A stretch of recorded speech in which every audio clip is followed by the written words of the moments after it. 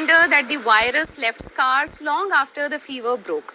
But another silent crisis is now unfolding.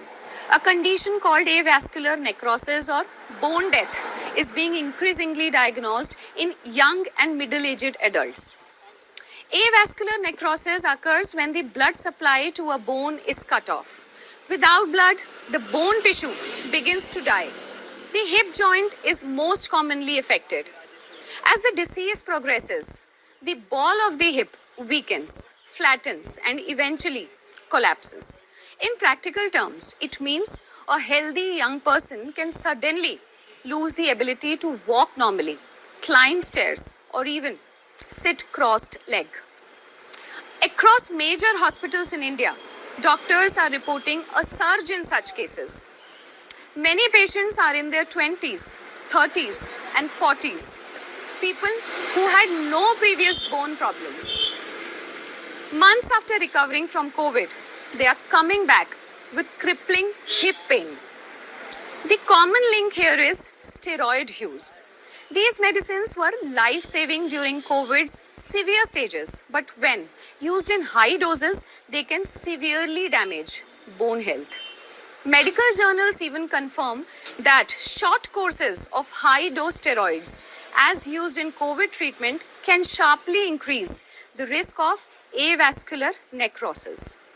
So, what are the symptoms? The symptoms are subtle at first. It usually begins with a dull ache in the hip or thigh. Over time, the pain gets sharper, restricting walking and making it difficult to climb stairs. Many patients begin to limp. The challenge is that early X-rays often fail to detect the problem. By the time an MRI confirms it, the bone may already be damaged. The pandemic has created two distinct groups of bone patients. Among younger adults, avascular necrosis is the standout concern. In contrast, older adults are facing accelerated osteoporosis and fragility fractures. These are bones so weak that even a minor fall or simply bending can cause breaks in the hip or spine. In patients who spent long periods in ICUs, another condition called heterotopic ossification has been observed.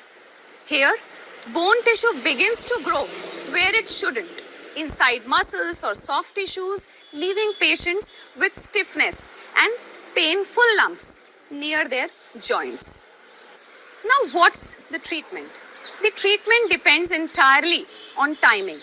In the early stages, procedures like core decompression can restore blood flow and preserve the natural hip. But once the hip collapses, a total hip replacement is the only option. For younger patients, this is a serious challenge.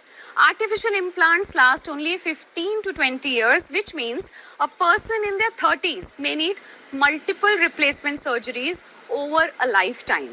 Research backs these observations. Studies have shown that the cumulative steroid dose is the strongest factor determining how severe the damage is. Other studies highlight short-term bone loss in patients confined to bed rest or in those who experienced long ICU stays. Doctors say the way forward is vigilance and prevention. Patients who were treated with steroids should be alert to persistent hip pain and seek early medical evaluation. MRIs rather than X-rays are key to catching the disease early. Simple steps include adequate calcium and vitamin D intake, safe sunlight exposure, and regular exercise. They can help strengthen bones. The world has spoken at length about COVID's impact on the heart and lungs. But experts now caution that bones too carry a hidden legacy of the pandemic. If ignored, this silent epidemic of bone disease could rob many young survivors of their mobility and independence in the years ahead.